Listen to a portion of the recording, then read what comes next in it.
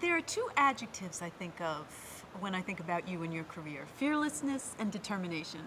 Does that sound right? Little innocence, little stupidity. It helps because when you don't know exactly what you're walking into sometimes, and you're trying desperately to achieve something, you don't realize how many obstacles there are. I think ignorant is bliss. Ignorance works in your favor. After you've done it, you can take that piece of information with you and maybe you'll tackle it with more success the next time. But just keep moving. I just had this conversation with a friend of mine who's an incredible human being, a wonderful actor. And Lawrence Fishburne and I agree. Just keep moving forward. Diahann, you opened the show by saying, sorry I'm late, traffic was hell, I had to go through the 50s, 60s, 70s, 80s. And your career spanned all of those decades. What was it about the 50s in particular that you liked so much? My music that I love, I was introduced, I suppose, in the 50s to the Frank Sinatra style.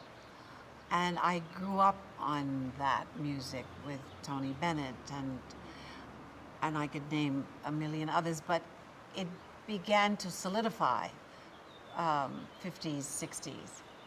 And the trips back and forth to Las Vegas whenever Frank was there. Set a style, I'm not sure we were always the best behavior, but we certainly were striving to be the best musicians, singers, actors that we possibly could be. So it was important from that point of view. I was,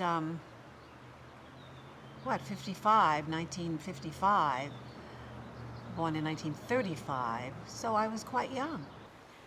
In No Strings, Richard Rodgers wrote the songs for you. How is that, to have Richard Rodgers write your music? Yes, isn't that incredible? I shall always be grateful for that. I think he had the short story in mind, but when he decided to do No Strings, when he called and said, I'd like to do this, and he was kind of shy in a way, and I wasn't certain if he was serious. And then I realized when he said, I'd like to meet you tomorrow,